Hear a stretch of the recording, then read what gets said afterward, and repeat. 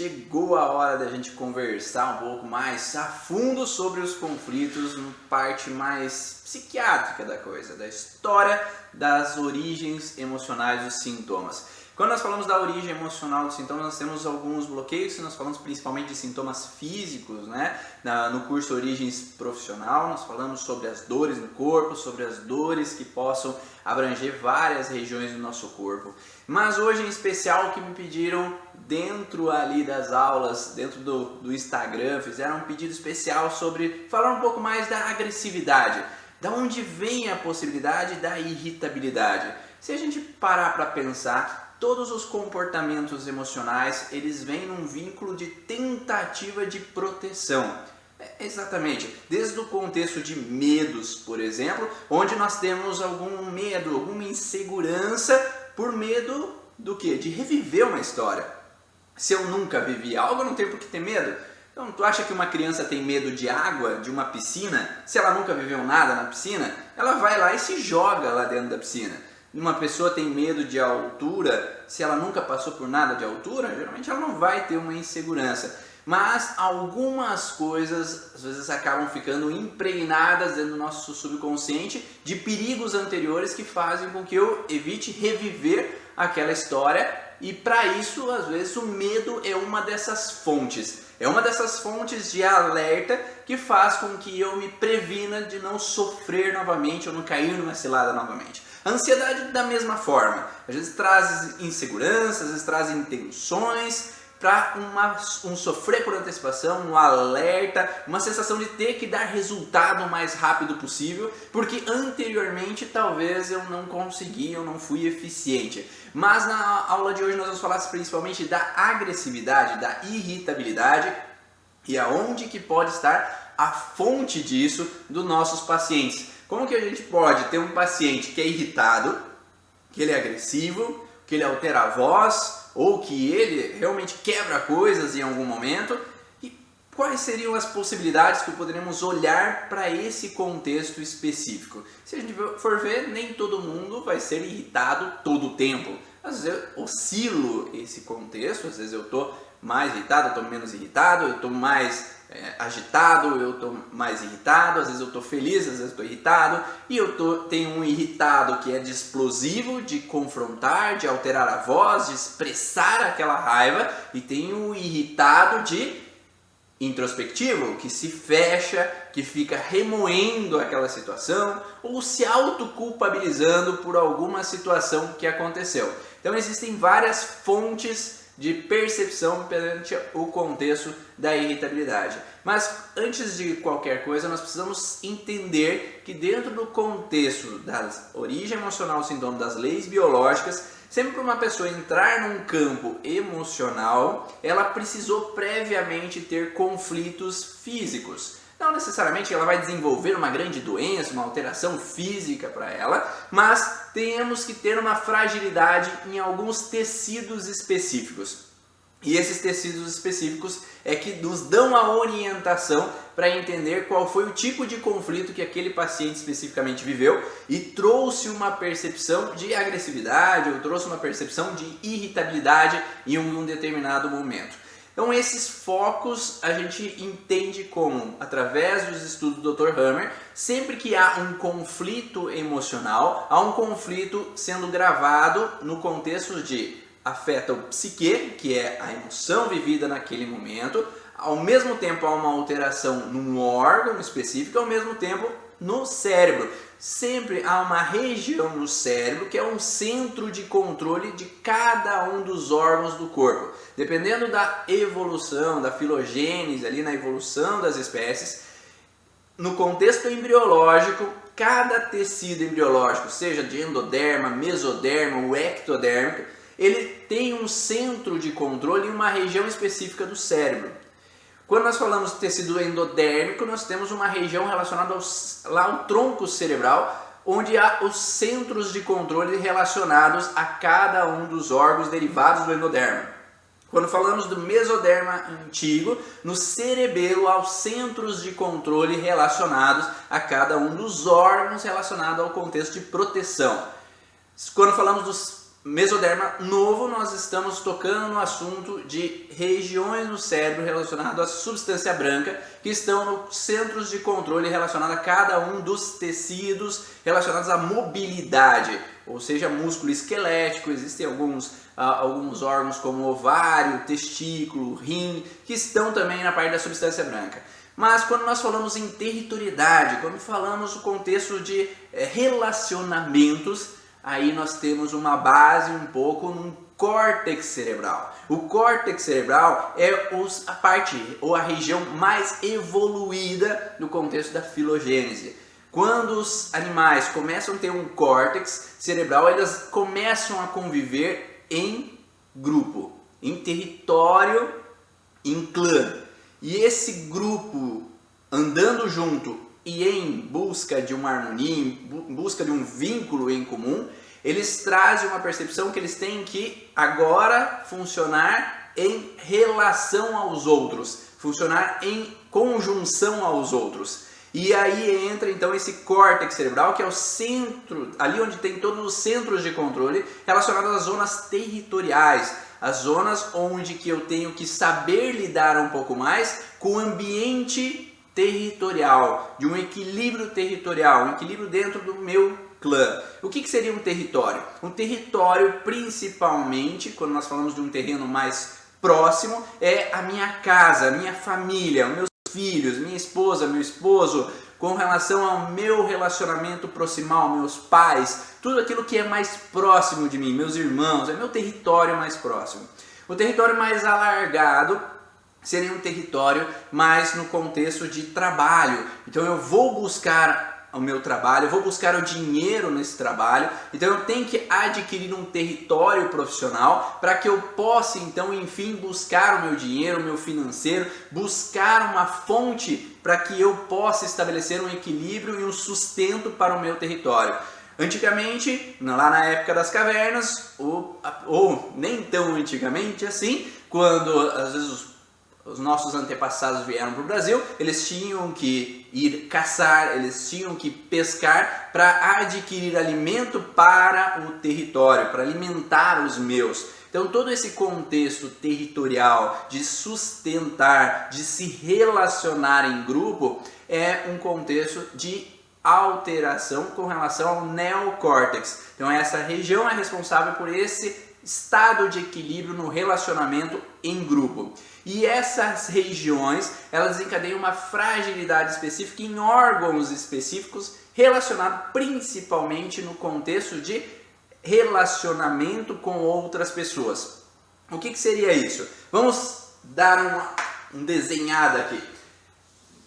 Quando nós falamos da parte do córtex cerebral, nós temos então o neocórtex, que tem o lado direito e o lado esquerdo. Para quem está no Instagram aí, vai ficar invertido, porque o Instagram ele inverte. Para que eu consiga ver o que vocês escrevem para mim, a câmera vai estar invertida, mas aqui para mim, lado direito e lado esquerdo. Então, só para vocês saberem que a câmera está invertida para que eu consiga visualizar a imagem de vocês, a escrita de vocês, para eu saber se tem algumas dúvidas, algumas perguntas. Mas, olhando aqui para o meu lado direito do cérebro, nós temos a região do território, que é dito território masculino, e o território dito território feminino. Esse contexto é baseado ao que o Hammer identificou, que os centros de controle relacionados aos hormônios masculinos estão nessa região do cérebro, do lado direito do cérebro, e o centro de controle dos hormônios femininos está do lado esquerdo do cérebro. Por isso ele designou o lado direito de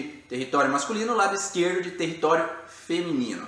E isso vai nos dar uma base de entendimento, porque em geral o território masculino, o contexto de território masculino é um contexto de aquisição. Então o macho dentro da filogênese, ele geralmente tem o intuito de adquirir território.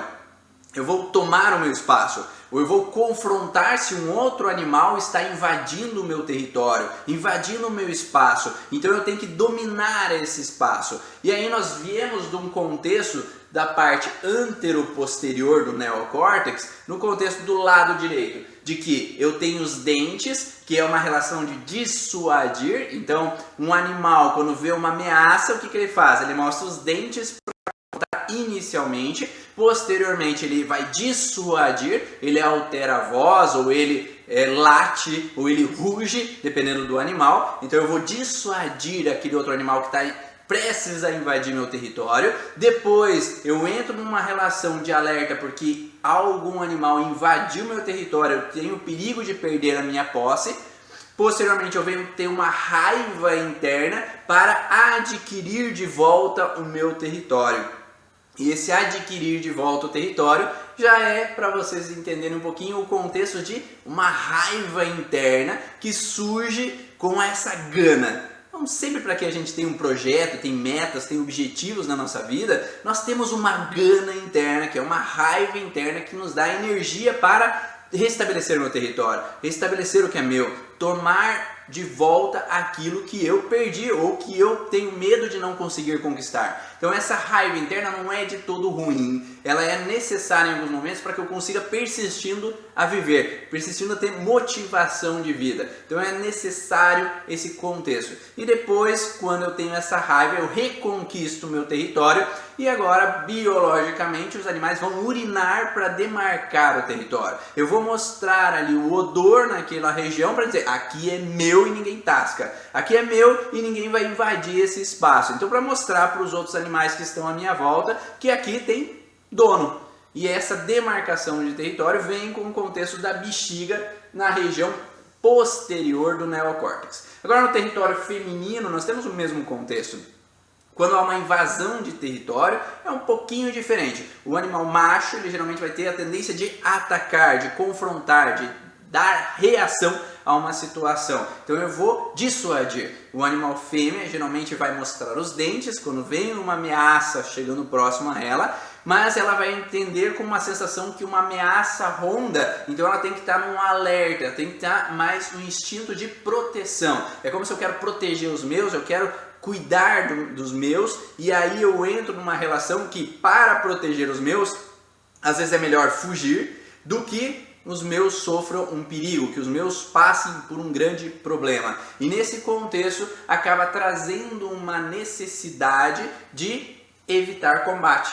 Então por isso que alguns animais agem de uma forma, outros de outra. Alguns eles atacam, outros recuam, e tudo é ok, porque com isso eu posso, enfim, me sobreviver. Às vezes eu vou precisar atacar, às vezes eu vou precisar fugir para sobreviver a uma situação. Então, se eu, do tamanho que eu tenho, eu vivo uma situação de confronto, de irritabilidade no trânsito, onde uma pessoa do outro carro que bateu no meu, eu vou querer tirar satisfação porque que ele bateu no meu carro e ele tem 2 metros de altura e eu com a altura que eu tenho, é melhor eu fugir do que passar por um perigo com relação àquela pessoa que está no outro carro.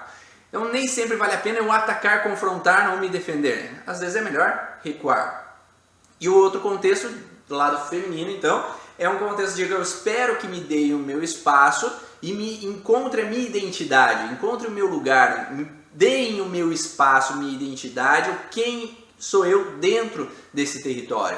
Então é mais de esperar que me deem o espaço do que ir conquistar. E, enfim, quando eu conquisto ou me devolve o meu território, agora eu demarco o território de novo, urinando para demarcar que aquilo é meu. Mas principalmente no contexto de agressividade, nós temos 2 órgãos, 2 regiões, 2 focos de Hammer específicos que desencadeiam essa fragilidade do maníaco agressivo ou do depressivo, né? Agressivo-depressivo. No contexto do primeiro foco, muitas vezes atinge para homens destros e mulheres canhotas o lado direito do cérebro. O lado direito do cérebro, quando há uma ativação em fase ativa da vesícula, ductos biliares, ductos pancreáticos, curvatura menor do estômago, tudo isso tem uma relação de raiva indigesta, raiva territorial. Então há uma injustiça que aconteceu. Então todo esse contexto de injusto, impróprio, desagradável, uma raiva indigesta que eu possa viver com relação a uma situação de conflito no meu território, eu ativo um foco de Hammer nessa região do cérebro. Então esse foco ativado vai me dar a entender que eu estou vivendo uma situação onde eu tenho uma contrariedade digesta, então aquela pessoa pode ter uma queimação na curvatura menor do estômago, então essa queimação não passa, porque em fase ativa de estresse há esse incômodo, essa queimação, essa dor local ali na curvatura menor do estômago, ou eu posso ter um ducto biliar, ou um ducto pancreático com uma disfunção em fase ativa que vai me gerar dor também nessa fase ativa de estresse, ou a vesícula que vai me trazer essa relação também de dor vesical naquele momento. Então sempre na fase de estresse o meu cérebro vai entender que eu tenho que ser mais capaz de reagir àquela situação. Se eu estou com uma raiva perante o meu território, vamos dizer que meu irmão, minha irmã agiu de alguma forma, não, vamos falar dos pacientes, né? Quando o paciente chega no consultório e ele tem esse contexto de irritabilidade, a gente sempre vai olhar a primeira coisa, qual é a raiva ou injustiça que ele não resolveu, porque ele tem que estar com foco em fase ativa na região de vesícula, curvatura menor do estômago, ductos pancreáticos ou biliares, sempre, tá? E muitas vezes a gente já nasce com isso. A Josie Kramer fala que esses são conflitos, esse contexto de irritabilidade, de agressividade, são conflitos que já são muitas vezes os primeiros que a gente vai viver na nossa vida. Essa irritabilidade é um padrão inicial de perda de território que todos vivemos, seja porque irmãos nascem, seja porque eu não estou me sentindo que estão me dando meu espaço na minha casa, seja porque alguma pessoa às vezes me confronta de alguma forma no colégio quando eu sou pequeno, então seja porque seja. Sempre há tonalidades de irritabilidade, onde eu tenho que me submeter, onde eu me sinto injustiçado, o pai e a mãe estão irritados, tem algum confrontamento entre o pai e a mãe, tem alguma injustiça que eu passei, onde o pai estava irritado com alguma coisa em algum momento da vida dele, e ele brigou comigo e às vezes eu não tinha nada a ver com a história. Ou eu era criança e quebrei alguma coisa e eu fui atacado ou confrontado. Ou o pai abandonou a família e eu não aceito aquilo que aconteceu. Eu não aceito o porquê que aquilo aconteceu. E muitas vezes a criança pode já nascer com um tom de irritabilidade. Não tem aquela criança que às vezes vem no consultório que já é do contra, já é irritada, já é confrontante, já tem bebezinho que já olha com cara de brabo pro pai e pra mãe. Então isso pode acontecer desde sempre, onde pode sim acontecer que a mãe ao engravidar tem um contexto de grande contrariedade indigesta, onde ela teve que se submeter àquela situação num vínculo de raiva, de injustiça, ou o marido não deu o suporte que ela esperaria e se sentiu injustiçada pelas palavras, pela ação daquele parceiro, ou a família, o pai e mãe dela agiram de alguma forma durante a gestação que aquilo não foi resolvido, que aquilo está engasgado. Eu já tive várias pacientes, por exemplo, que quando a criança vai na casa da sogra dela, daquela mulher, né? A filha dela vai na casa da sogra, ela não se sente bem. Agora vai na casa dos pais da mãe dela, daquela mãe, e tudo bem, ela se dá bem com o vô e com a avó, mas com o vô e com a avó do lado do pai não se dá bem. Porque muitas vezes lá na gestação houve um problema de discussão, desentendimento, alguma irritabilidade com sogra, com cunhada, do lado ali, de algum lado da família, e aquela criança ela estava dentro da barriga da mãe. E aquela criança criou e entendeu que aquela pessoa é uma pessoa que promoveu uma injustiça, que promoveu uma ação que não foi legal, que gerou uma contrariedade, uma raiva para a mãe. Só que como a criança estava junto dela, ela acabou pegando essa informação. E muitas vezes a criança às vezes não consegue ficar perto do pai, do vô, quer dizer, do vô, da avó, ou com relação... Se a mãe teve um problema com o pai, às vezes a criança pode ter irritabilidades mais frequentes com o pai, com a mãe é tudo ok, mas com o pai ela é mais do contra, ela é mais reativa ao pai. Então sempre a gente vai ter que olhar esse contexto de que às vezes na gestação aquela criança assume um padrão de irritabilidade perante ao que a mãe sentiu naquele momento da gestação. Ou se o pai ele tem uma mágoa mal resolvida da mãe dele, do pai dele, e aquela gestação vem posteriormente a isso, de algo mal resolvido ainda, aquela criança pode assumir sim o padrão de permanecer com esse padrão de irritabilidade com relação ao pai do pai ou a mãe do pai, de uma reativação ao que já era vivido anteriormente pelo pai. Então, quando nós entendemos que existe uma raiva indigesta, uma irritabilidade ainda não resolvida, eu ainda não perdoei determinada pessoa, eu ainda guardo mágoa com relação à atitude daquela pessoa, eu ainda permaneço na frustração, eu tendo a permanecer esse foco de Hammer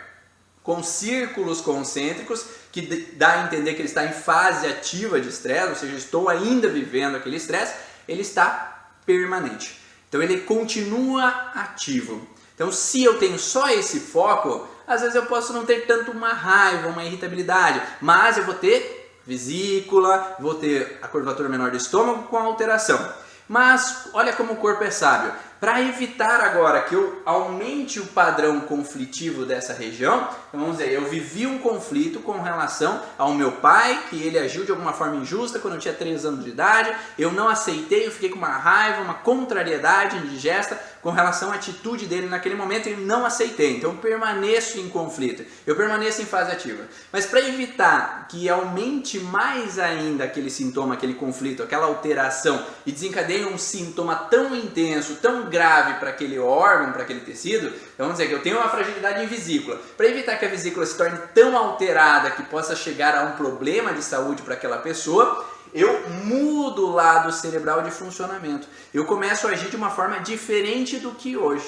Porque se eu tenho irritabilidade, eu sou confrontante ao meu pai, se o meu pai me ataca e isso não foi bom e eu guardei a mágoa, é melhor agora eu deixar de continuar agindo da mesma forma, deixar de ser confrontante ao meu pai. Porque enquanto eu permaneço na mesma ação, eu vivencio o mesmo contexto e eu continuo sofrendo. Então eu mudo a forma de reagir às situações para que isso se torne mais leve, para se tornar menos intensa. Mas claro que se eu continuo vivendo com meu pai as mesmas situações, porque meu pai é alcoólatra, chega em casa e quebra tudo, meu pai às vezes bate na minha mãe, ou vem e me agride de algumas formas fisicamente ou moralmente, com críticas, desvalorizações, então eu sinto uma raiva, uma injustiça com relação àquilo, eu continuo no mesmo foco. É a mesma pessoa. Se a mesma pessoa age da mesma forma, perante os mesmos contextos, eu continuo ativando a mesma zona do lado do cérebro direito. Agora, eu começo a ir para a aula.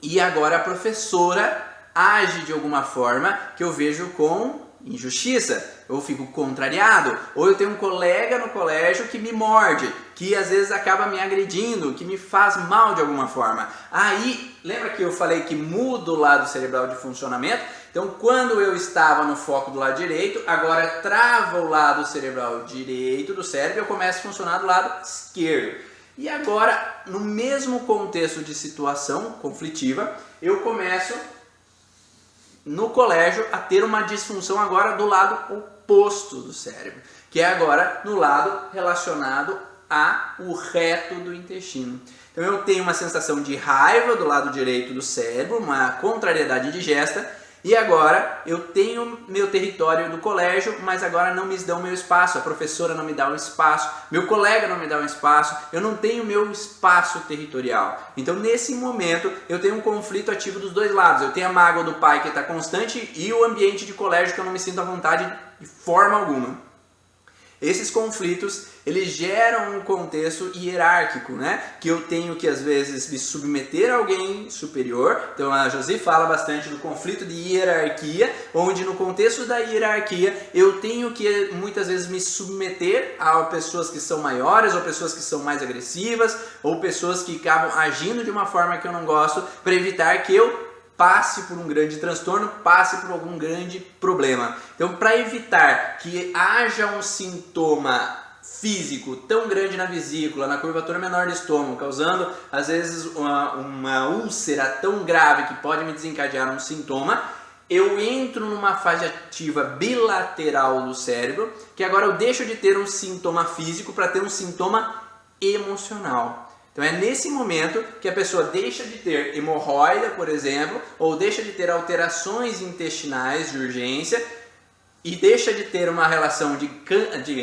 gastrite, deixa de ter uma relação de problemas na vesícula, para agora ela entrar num outro patamar, que é num patamar de alterações emocionais. Porque aqui, se eu perdi meu território, não tenho um território, não estão me dando um território, aí nós entramos nas constelações esquizofrênicas cerebrais. O que o Hammer colocou como constelação esquizofrênica cerebral é quando dois focos no cérebro estão ativos ao mesmo tempo. Nesse caso, no neocórtex, na região relacionada às zonas territoriais. Quando nós falamos de território, eu tenho meu território, eu tenho meu espaço, eu tenho o meu lugar, mas agora eu vivi conflitos onde que eu não tenho mais meu território, eu não tenho mais meu espaço, não estão me dando o que é meu de direito. Aí, se eu perco o território, para um animal, perder todo e qualquer território representa um perigo de vida.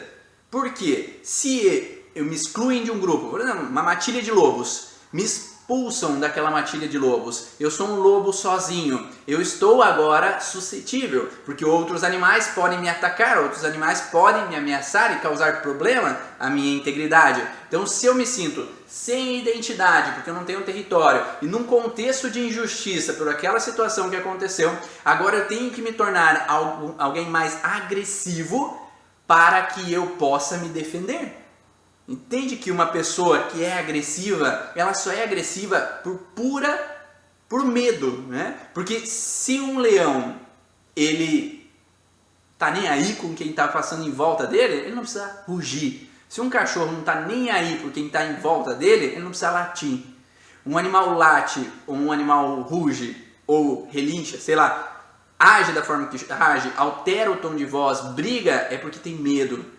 Seja o medo que for, mas é o medo territorial. É o medo de perder meu espaço, perder meu território, de perder minha esposa, que a minha esposa me rejeite. Então, antes que ela me rejeite, é melhor eu confrontar, para que evitar com que ela me rejeite e haja de alguma forma que eu possa então me sentir desvalorizado. Antes que eu perca meu trabalho, é melhor eu reagir àquela situação como se fosse uma tentativa de confrontar e evitar sofrer aquela situação. Antes que meu pai me agrida, é melhor eu estar mais armado para confrontar aquela situação. Por mais que nem sempre isso vai ser favorável, porque às vezes se a minha esposa me agride de alguma forma e eu agrido de volta, há um perigo de separação. Mas isso não é um contexto consciente. É um contexto instintivo. Então uma pessoa que é agressiva, ela não é agressiva porque ela quer. Quando viu, já foi. Quando vi, já falei. Quando vi, já expressei aquela necessidade que eu tinha, que estava lá dentro de mim, estava numa raiva indigesta, estava numa contrariedade, que naquele momento específico eu não conseguia, agora eu pude expressar. Porque agora eu tenho uma gana maior, porque esse estímulo bilateral faz com que eu entre nesse contexto. Então, se a pessoa ela entra nesse contexto com relação a um estímulo que é muito mais intenso do lado esquerdo do cérebro, ela vai ter uma tendência de funcionar de volta do lado direito. E o lado direito do cérebro, nesse contexto, é um lado de aquisição de território. Então, nesse momento, essa ira por eu não ter o meu território, não ter o meu espaço, vai fazer com que eu tenha uma agressividade para reconquistar um território. Porque agora, se eu não tenho território, eu estou em perigo. Então eu preciso reconquistar o território para que agora eu possa conseguir ter um espaço para mim, ter um território que eu me sinta bem. E aí vem essa raiva, mas uma raiva maníaca. Ou seja, eu expresso, eu extravaso, eu confronto, eu reajo à situação. Então sempre quando há um contexto então de constelação agressiva, que é esse contexto do reto do intestino, mais curvatura menor do estômago, vesícula ou ductos biliares ou pancreáticos, eu tenho uma agressividade. Se eu estou mais pendendo para o lado direito do cérebro, há um bloqueio nesse lado esquerdo e eu funciono mais do lado direito do cérebro, eu tenho uma agressividade maníaca. Ou eu ativo, eu vou atrás, eu quebro coisas, eu jogo as coisas e eu reajo às situações, eu expresso as situações. Agora, se o peso maior estar do lado direito do cérebro, eu funciono do lado mais esquerdo do cérebro. Aí eu vou ter uma agressividade depressiva. E o que é uma agressividade depressiva? É eu ficar às vezes remoendo calado, então eu engulo, boto a goela abaixo, mas lá eu estou na cara com a situação, eu fico remoendo aquela situação e enquanto eu não consigo deixar para lá, resolver, expressar, conseguir solucionar aquela situação, eu estou lá remoendo. E às vezes tem pessoas que viram 1 ano, 2 anos, 3 anos, 10, 20, 30 anos remoendo uma situação e essa raiva ela continua ali pendente, né? Então às vezes tem pessoas que vivenciam uma situação de mágoa com o pai na infância, então eu tenho que botar a goela abaixo, que meu pai traiu minha mãe, eu não aceitei, fiquei com raiva daquela situação e agora a mulher, quando o homem, por exemplo, dá um contexto que eu fico meio alerta, com medo de traição, eu reativo aquela lembrança lá da infância e eu reativo uma irritabilidade. Então eu confronto, eu reajo, eu vou dissuadir. Para outros, às vezes eu crio uma raiva indigesta lá da infância, eu não aceito aquilo que aconteceu e agora na vida adulta, quando eu vejo a minha esposa ou o meu esposo entrando numa relação parecida, eu agora reativo, mas eu fico remoendo calado.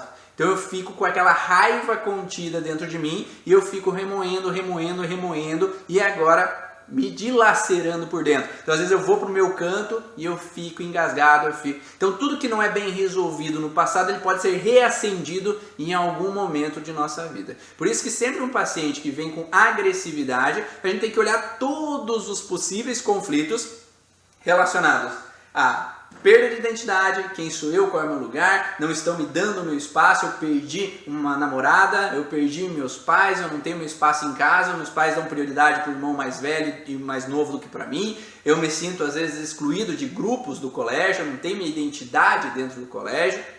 Então essa exclusão, ela pode entrar nessa relação de me sentir deslocado, não tenho o meu espaço, não estão me dando o meu território. Ou mesmo profissionalmente, não estão me deixando profissionalmente num território, num lugar. Ou eu vou viajar para o exterior, morar um tempo no exterior e eu me sinto sem identidade, porque eu não me sinto inserido naquele grupo lá no exterior. Ou eu entro num colégio, se eu sou criança, no exterior, onde eu não consigo me sentir entrosado, porque as pessoas falam uma outra língua que eu não falo. Então eu me sinto não inserido naquele lugar. Ou eu entro numa raiva, uma irritabilidade, uma contrariedade indigesta em um determinado momento e acaba trazendo esse perfil de irritabilidade. Nesse contexto então de irritabilidade, nós podemos observar uma sensação também no sentido de culpabilização. Então eu posso ficar contrariado com uma decisão que eu tomei, por uma iniciativa que eu tomei que me levou a uma sensação de perder território. Então às vezes o paciente traiu a esposa e agora a esposa deixou ele. Então eu tenho uma sensação de raiva comigo, uma contrariedade do porquê que eu agi dessa forma com relação ao que me levou a perder o meu território, minha identidade, meus filhos, o meu espaço. Então é sempre um conflito territorial nesse sentido. Ou por que eu tomei determinada decisão que fez com que eu entrasse na falência da minha empresa. Então eu tenho uma raiva de mim mesmo por perder minha identidade como profissional. E isso vai reativar essa sensação de autoagressividade. É um dos princípios de uma pessoa que pode partir para se chicotear. Então ela fica se chicoteando, ela fica se cortando se ela tem outros conflitos associados. Mas essa raiva que está interna, ela vai desencadear essa sensação então de ficar se autoagredindo se eu estou em parte depressiva. Então se eu estou no conflito mais afetando o lado direito, eu vou entrar numa raiva depressiva, agressividade depressiva, onde eu fico murmurando, onde que eu fico com raiva de mim mesmo, onde eu não fico expressando maniacamente a minha raiva, explodindo em todo lugar, mas eu tenho uma raiva mais introspectiva. Eu guardo a mágoa comigo mesmo, mas lá dentro eu estou me destruindo. Tá fazendo sentido? Tá dando para entender? Quem está assistindo aí vai me dando um feedback para eu saber se essas relações estão dando para entender desse contexto aí do que vocês estão entendendo do que eu estou falando. Se esse conflito muitas vezes vem da relação no meio externo, como intervir se muitas vezes não é possível alterar o meio naquele momento? Por isso que é interessante a pessoa entender de onde que vem o conflito. Porque sim, muitas vezes é possível tomar uma direção. Só que as pessoas às vezes acabam tendo medo de tomar direções. Para tudo existe uma direção, para tudo existe uma saída, para tudo existe uma tomada de direção. Eu não preciso ficar a vida inteira me submetendo a uma situação que é incômoda para mim. Muitas vezes, por medos, eu não tomo. Por medo porque eu vou gerar um problema, ou por medo que se eu resolver esse problema eu vou desagradar os outros por medo.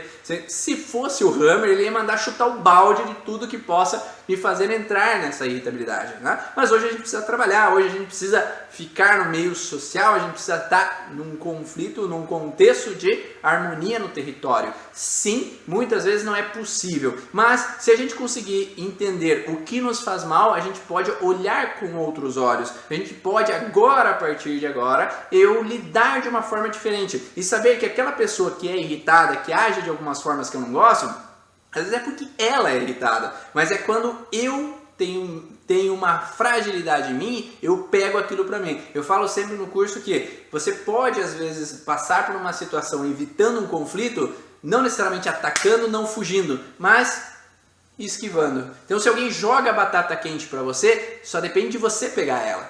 Se você às vezes se esquiva porque ela não é minha, eu não preciso pegar. Então se o meu pai fala alguma merda para mim, eu não preciso pegar aquilo, eu posso saber que ele está num dia ruim, está passando por uma situação que às vezes o problema não é meu, tá? Ele está passando por uma situação que eu posso entrar para ouvir e ser pelo outro. Mas, claro, quando eu não entendo a interpretação de início do que aconteceu, ou não consigo olhar de outras formas perante essa situação, eu fico sempre reativo. Então é como se eu pego a batata e quero jogar ela de volta. E aí gera uma situação de uma bola de neve de situações conflitivas que vão levando a um problema cada vez maior. Mas sim, sempre há essa possibilidade de eu esquivar ao problema e encontrar da onde estão as bases desse conflito. O que são as bases desse conflito? Sempre que nós vamos olhar uma situação, nós temos que olhar a primeira situação específica que surgiu na vida, que desencadeou esses contextos. E como a Josi fala, isso é um bloqueio de hierarquia, então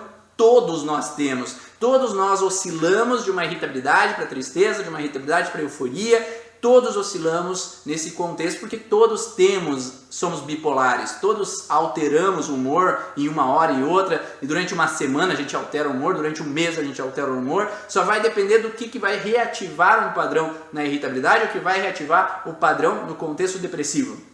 E aí a gente pode oscilar desses dois lados de irritabilidade também, porque todos nós temos esse conflito. Então, já se fala, o Luiz Felipe Espinosa fala também que não existe cérebro que nasce virgem, sem conflitos. Todos os cérebros nascem com conflitos. Quiçá, todos os cérebros nascem com constelações esquizofrênicas cerebrais, com bloqueios dos dois lados ativos ao mesmo tempo.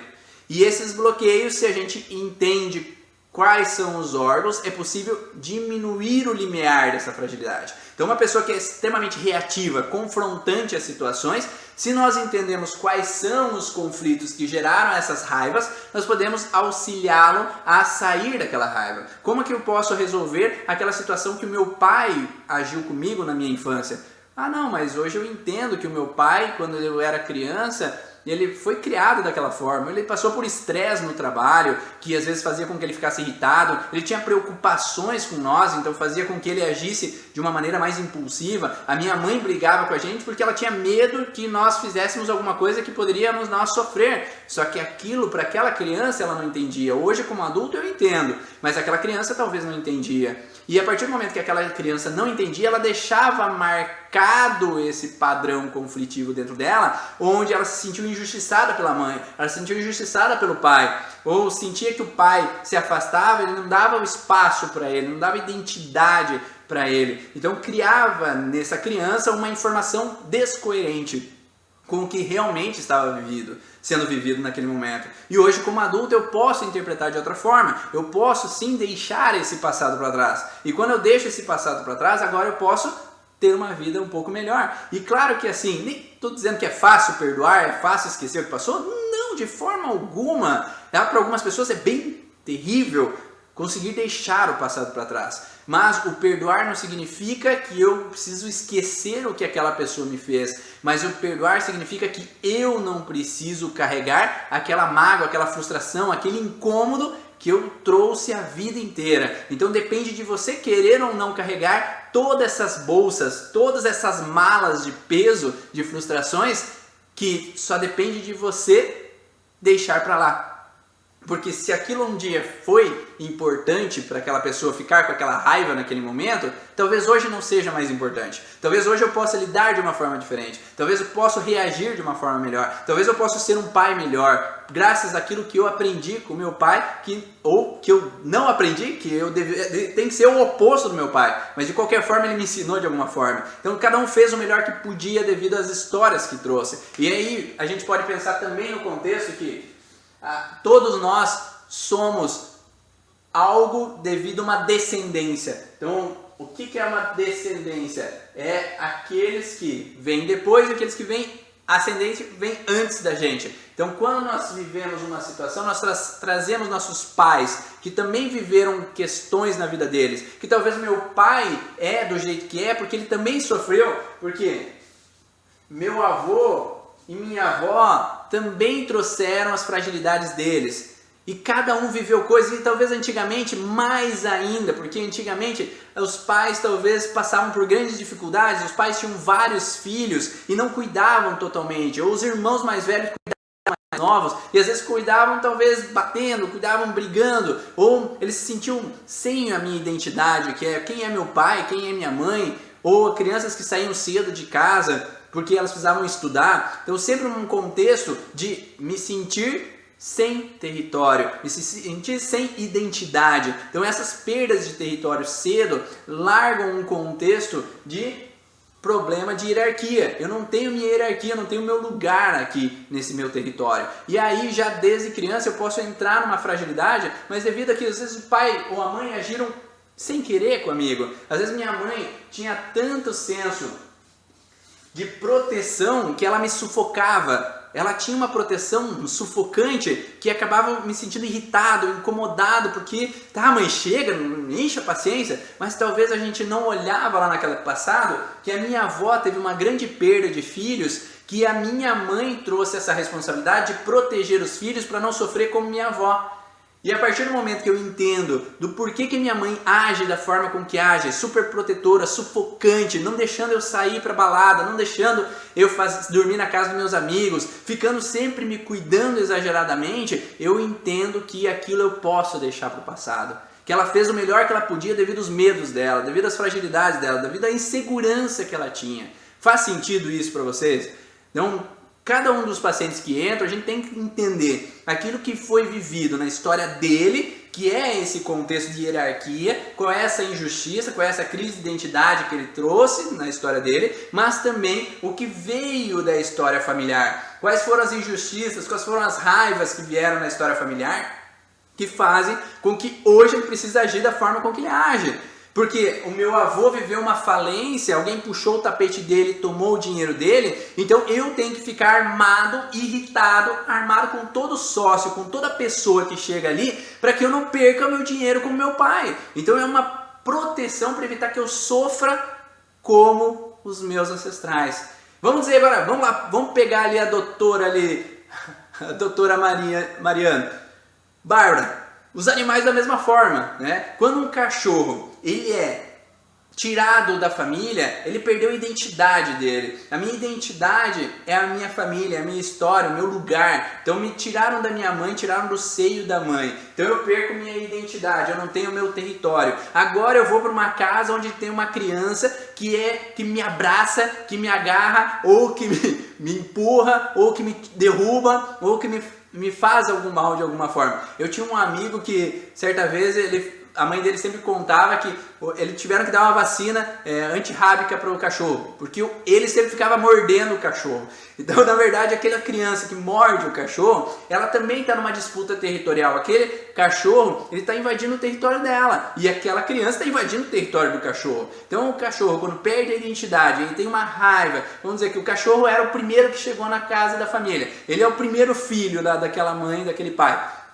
Agora, o pai e a mãe, eles têm um filho, agora um ser humano, né? Antes era um animal, agora é um ser humano. Então esse ser humaninho que nasce ali naquele momento, naquela família, faz com que aquele cachorro perca a identidade dele, que é, eu não perdi minha mãe, perdi meu pai, então meu dono e minha dona agora não dão mais atenção para mim e dão atenção para esse ser humaninho ali, para aquele bichinho ali que está ali. Então nesse momento, esse cachorro perdeu seu território e tem uma raiva, uma irritabilidade com relação ao contexto Então ele vai ter uma irritabilidade com relação ao contexto daquele outro ser humaninho que vem invadir o meu território. Então, nesse sentido, quando esse ser humaninho, esse bebezinho vem invadir meu território, que eu entro numa sensação de raiva, ele entra numa agressividade, esse cachorro começa a ficar agressivo com relação ao bebê. Ele começa a latir, ele começa a confrontar. E aí, quando nós entendemos que aqueles donos, eles perderam a identidade, né, daquele cachorrinho, tiraram a identidade daquele cachorrinho, porque agora ele não tem mais o lugar dele. E que tem aquele ser humaninho que invadiu o território e está tomando o espaço dele, ele tem que ficar com raiva. Quando nós explicamos para aqueles donos que eles têm que devolver um pouco a identidade do cachorro, eles têm que ficar um pouco de tempo a mais com o cachorro, tem que devolver um pouco o espaço daquele cachorro e saber entrosar, dar aquele espaço para aquele cachorro, ele não vai precisar mais ter a agressividade, porque ele não perde mais o território dele. Porque se eu perco o território, eu tenho que agredir, eu tenho que dissuadir. E a Bárbara fez a pergunta, mas basta querer deixar para trás para melhorar? Coitadinho dos meus pacientes. Sim, muitas vezes o cachorro nem sempre vai conseguir deixar para trás. O dono, sim, ele vai ter que agir de alguma forma para que ele mostre de novo para aquele cachorro que ele tem o território dele. Que quem comanda o território, quem é o macho alfa do pedaço é o homem. Quem é a fêmea alfa é a mãe, o pai ali, a mulher. Agora, quem são os donos são eles, mas que esses donos dêem um espaço para esse cachorro, dêem um carinho de vez em quando para esse cachorro, dêem uma identidade para esse cachorro, para que ele não fique nessa agressividade. Então, nesse sentido, quando o cachorro ele perde esse território, ele vai poder entrar todo nessas fragilidades de agressividade, até chegando, como você falou, ter incontinência urinária, porque eu perco totalmente o meu território. Incontinência urinária, 2 focos ativos, um do lado da bexiga feminina e outro lado da bexiga masculina. E aí vai ter uma incontinência urinária. E esse contexto de perda de território, ele vai ter que ser colocado na cabeça para esses donos, para que entrem nesse contexto de melhorar esse ambiente. Dos crianças é a mesma coisa. Se tem um filho mais velho e nasce uma criança, um filho mais novo, se os pais não conseguem entender que eles precisam também ter um tempo com o mais velho, precisam dar um espaço, uma identidade para o mais velho, que ele se sinta incluído na família, porque sentir excluído na família é uma grande perda de identidade. Então ele vai trazer uma sensação de raiva. Eu já ouvi muita história até num curso, dos últimos cursos que eu dei, uma das meninas falou que o irmão dela chegou a colocar ela dentro da máquina de lavar roupa, tá? Porque ele tinha uma raiva, porque os pais não souberam dar o espaço daquela criança, simplesmente se dedicaram totalmente àquela criança mais nova e esquece o mais velho. Ele se vira, ele já está grande, ele já sabe fazer as coisas sozinho, e não é assim. A criança, ela não nasceu sabendo se virar sozinha, ela tem que aprender. Se até agora, até os 4 anos, ela não fazia nada sozinha, agora de uma hora para outra vocês vão falar que ela tem que fazer, ela não vai saber fazer. Então, quando o teu paciente chegar no consultório, uma criança com esse sentido, que nasceu um irmão mais novo, e ela perde a identidade dela, perde o território dela, você tem que falar para os pais que eles precisam devolver esse território. Eles têm que falar para os pais que eles precisam ter um tempo de sair para o cinema, de sair passear com eles só, tá? E entrosar o grupo depois. Mas tem que ter esse momento que aquela criança mais velha, ela tem que se sentir inserida, né? Senão ela vai estar sempre nessa gana de raiva de tomada de território. Ela vai ter que sempre brigar com o outro porque invadiu meu espaço, tomou meu território, está mexendo nos meus brinquedos. E aí eu entro numa relação de irritabilidade, de raiva com relação a esse vínculo, né, de relacionamento. Então é hierarquia de novo. Então eu sou mais velho, mas me tomam o meu território. Então surge um mais novo que invade o meu território e ele que manda agora no território. Porque o que acontece frequentemente? O que a criança chora, agora todo mundo faz para aquela criança. Então aquele mais velho tem que também fazer tudo para o mais novo. E não, ele é o mais velho. Ele não tem que se submeter totalmente a tudo com relação... porque tu é mais velho, você tem que ceder para o mais novo. Não, você está perdendo a identidade. Os pais estão tirando a identidade daquele mais velho, falando que tem que fazer tudo para o mais novo. Então, sim, você tem que cuidar, também não, né? Porque não é responsabilidade do mais velho cuidar do mais novo. Os pais cuidam dos filhos, os filhos não cuidam dos pais, não dos irmãos. Eles podem auxiliar, mas cuidar nunca, porque filho que cuida do outro, tem responsabilidades maiores do que deveria e assume um papel que aí entra de novo numa quebra de hierarquia. Ele acaba não sentindo quem é ele, não tem a identidade dele. E não tem identidade é o quê? Quando para eu encontrar minha identidade eu preciso saber quem eu sou. Mas se eu tenho que ser quem os outros querem que eu seja, eu tenho que ser quem o meu pai quer que eu seja, quem minha mãe quer que eu seja, eu tenho que dar suporte aos outros, eu não sou eu. Quando que eu posso ser eu? Então, quando o teu paciente não tem identidade, ele não pode ser ele. E como ele pode encontrar a identidade dele? Podendo dizer não ao que lhe faz mal. Podendo dizer não a coisas que são incômodas. Ou, se eu sou super protetor, eu posso dizer não quando hoje eu não posso. Hoje eu tenho minha academia. Hoje eu tenho meu salão. Hoje eu tenho minha massagem. Quando eu posso dizer não aos outros, eu posso encontrar minha própria identidade. E aí eu posso estar mais satisfeito comigo. Porque eu só vou estar satisfeito comigo quando eu estou bem comigo. Fiz coisas pra mim, eu estou satisfeito agora, porque agora eu me cuido. Eu faço coisas para que eu me sinta bem comigo. Porque buscar a satisfação e a felicidade no olhar do outro, buscar a satisfação quando o outro está bem, é uma falsa felicidade. A verdadeira felicidade é eu estou bem quando eu estou bem comigo mesmo. Eu tenho minha identidade, eu me encontro no meu lugar. Mas aquela criança que é a terceira filha e tem que assumir um papel de primeiro filho, aquela criança que é a primeira filha e tem que assumir um papel de segundo filho, aquela criança que está deslocada no papel dela, ela não tem identidade.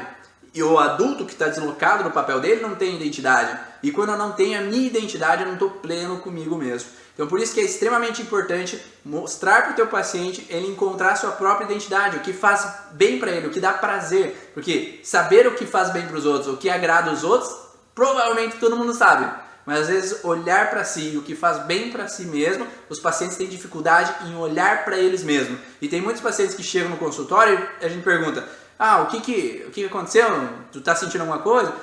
Eu sinto, mas eles não sabem explicar o que eles sentem, porque eles não têm a capacidade ou eles não foram ensinados a olhar para dentro de si. Olhar as suas próprias necessidades. E é isso que é importante você mostrar para o teu paciente, ele olhar as suas necessidades. O que é importante para ele, o que dá prazer para ele, o que faz bem para ele, para que ele possa ter um bem-estar com ele mesmo. Uma outra pergunta ali: seria possível um bebê de 50 dias nascer já com uma constelação biomaníaca agressiva, onde a origem é de vida fetal? Por isso irritabilidade e nervosismo? Sim, eu falei anteriormente que todos nós temos esse conflito de hierarquia muito cedo e muitas provavelmente já nascemos com esse contexto de biomaníaca agressiva. Então a criança sim pode nascer irritada, nascer briguenta, nascer chorando de tudo quanto é jeito, porque há sim bloqueios, há dificuldades que ela pode não sentir a vontade com alguém. Às vezes se a mãe brigou com o pai na gestação, se a mãe não desejava aquela gravidez, a criança pode ter refluxo com relação à não aceitação da mãe, ou com relação a uma dificuldade das relações dentro do momento da gestação, ou no transgeracional, vindo situações, como eu falei aqui, de histórias da família, de raivas lá atrás, que vieram mal resolvidas e continuam sendo mal resolvidas. Então se uma mãe não está bem com a sua própria mãe, se um pai não está bem com o seu próprio pai, essa criança já nasce com um bloqueio vinculado a essas relações.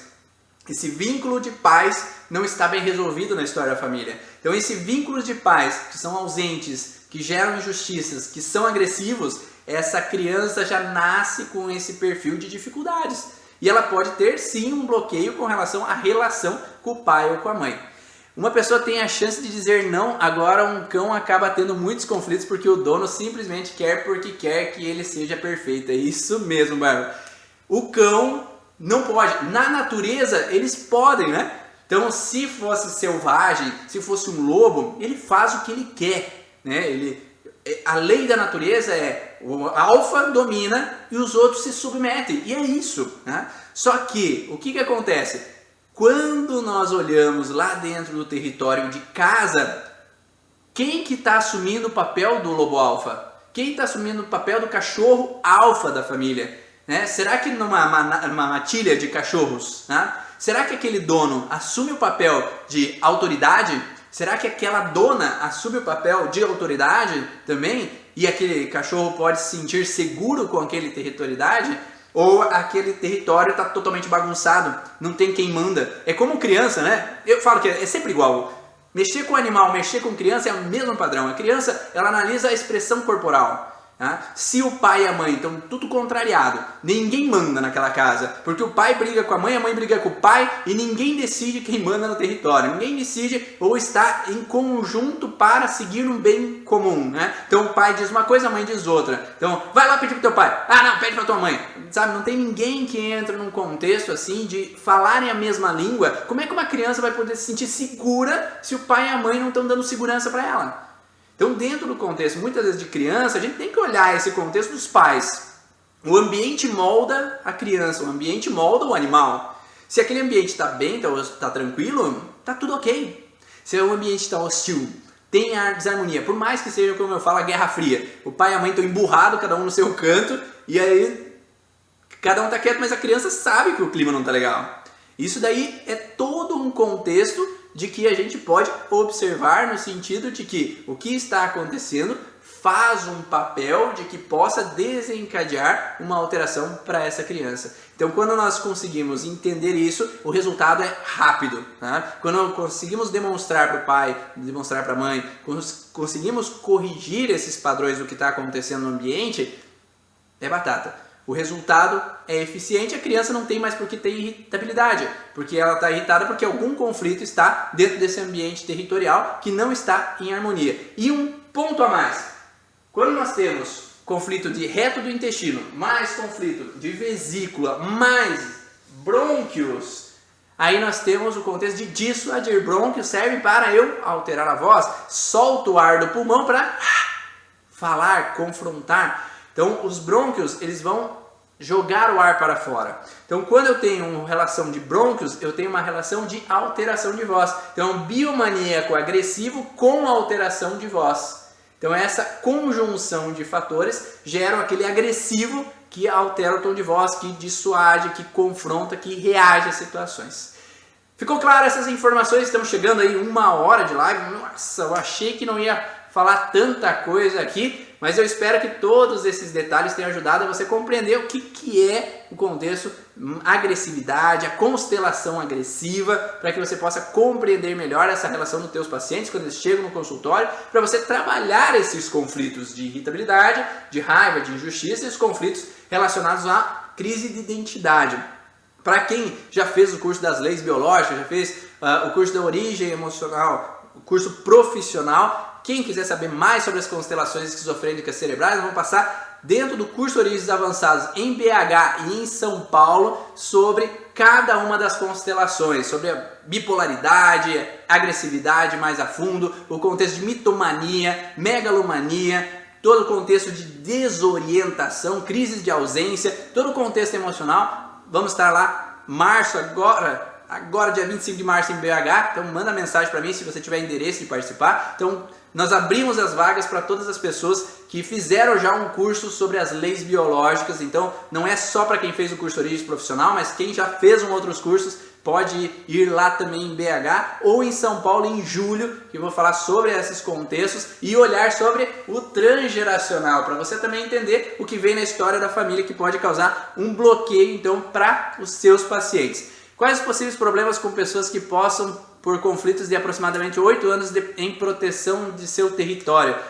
Depende do órgão que está fragilizado. Aqui nesse contexto ele vai ter provavelmente uma úlcera. Se ele sair desse estresse, ele pode desencadear uma proliferação e uma hemorragia, às vezes estomacal. E no contexto de reto do intestino pode ter também hemorroidas na fase pós-estresse, que desencadeia então uma saída do conflito. Mas o sintoma sempre vai aparecer depois que eu saio do estresse em geral. Então, enquanto eu estou em fase ativa de estresse, eu tenho o contexto da constelação esquizofrênica, então ao invés do sintoma físico, sintoma emocional, mas se eu consigo resolver, saio do conflito ou expresso o que eu precisava expressar e saio dessa situação, eu posso entrar então em alguns sintomas pós-estresse sim, pela tanto tempo que eu perdurei. Claro que quando eu estou em constelação, eu dou uma pausa no sintoma físico. Então eu reduzo o limiar do sintoma físico para que ele não se torne tão intenso, né? Mas eu continuo em fase ativa de estresse. Mas então vamos ter um padrão então que a pessoa, devido tanto tempo que ela passou em estresse, quando ela sai do estresse, ela pode ter uma hemorroida, ela pode ter uma retocolite, pode ter umas diarreias, alterações intestinais. Se tiver outros órgãos, pode ter uma bronquite, pode ter uma asma, pode ter um contexto de um ataque cardíaco, se a gente pegar a artéria coronária no contexto territorial. Então, mas tudo vai depender de quanto tempo foi de fase de estresse, mas fase de estresse sem constelação esquizofrênica cerebral. Vai estar sim no YouTube, a partir dos próximos 2 dias vai estar lá no YouTube e às 24 horas vai estar disponível aqui no Instagram para quem quiser assistir também. Então, para quem quiser, lá no YouTube tem vários conteúdos, várias outras aulas, várias outras lives. E agora toda terça-feira, 7 horas da noite, vai ter live aqui para falar sobre outros assuntos. Então guarda na tua agenda toda terça-feira, 7 horas da manhã. E para quem está no curso Origens ou quem está no Acesso Plágio no Congresso, amanhã, 7 horas da manhã, vai ter a aula. Eu vou mandar agora no grupo fechado para você saber o link para você acessar. Um grande abraço, boa noite, eu te vejo na próxima aula.